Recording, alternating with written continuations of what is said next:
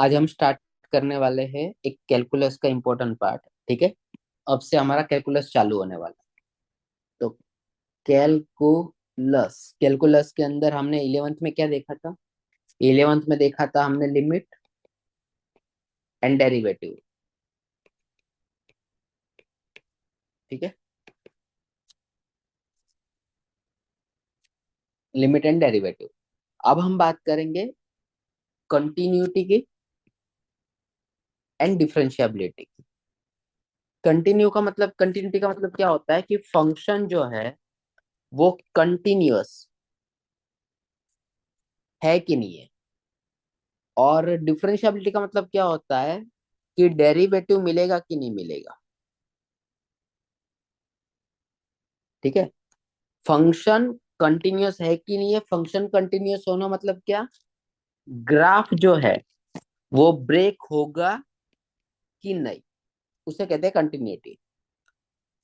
Right. और derivative मतलब उसका डेरिवेटिव मिलेगा कि नहीं मिलेगा, उसे कहते हैं डिफरेंशिएबिलिटी।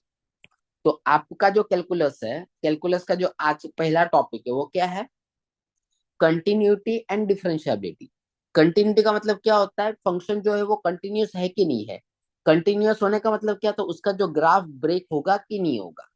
ठीक है, जैसे किसी फंक्शन का ग्राफ ऐसे हुआ तो ये ब्रेक है, मतलब ये कंटिन्यूअस है। जैसे कोई फंक्शन का सब ऐसा है, ठीक है, तो ये कंटिन्यूअस है। बट किसी फंक्शन का ग्राफ ऐसा है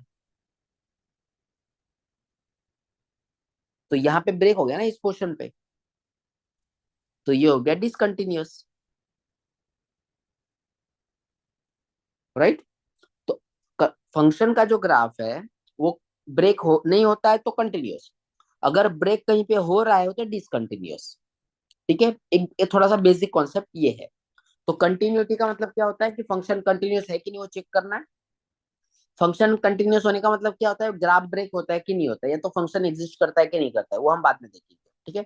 डिफरेंशिएबिलिटी का मतलब क्या होता है कि उसका डेरिवेटिव मिलेगा कि नहीं मिलेगा। जैसे 11th में हमने डेरिवेटिव में जो भी फॉर्मूला देखी उसमें किसी कुछ कुछ फंक्शन ऐसे थे जिसमें फॉर्मूला नहीं थी। जैसे मॉड्यूलस एक्स की कोई फॉर्मूला नहीं थी। ठीक है, ग्रेटेस्ट इंटीजर फंक्शन की कोई फॉर्मूला नहीं थी। तो किस कौन से फंक्शन की फॉर्मूला होती है और कौन से फंक्शन की फॉर्मूला नहीं होती है? डेरिवेटिव। उसे कहते हैं डिफरेंशिएबिलिटी, मतलब उसका डेरिवेटिव हमें मिलेगा कि नहीं मिलेगा। ठीक है, इस चेक करने की जो मेथड होती है उसे कहते हैं डिफरेंशिएबिलिटी। डिफरेंशिएबिलिटी टेस्ट कहते हैं। अगर फंक्शन का डेरिवेटिव एग्जिस्ट करेगा तो वो डिफरेंशिएबल है, अगर फंक्शन का डेरिवेटिव एग्जिस्ट नहीं करेगा तो वो डिफरेंशिएबल नहीं है। अगर किसी फंक्शन का ग्राफ ब्रेक नहीं हो रहा है तो वो कंटिन्यूअस है, अगर ग्राफ कहीं पे ब्रेक हो रहा है तो वो कंटिन्यूअस नहीं है। ये बेसिक कॉन्सेप्ट जो हम इस चैप्टर में पढ़ने वाले हैं। ठीक है, थैंक यू।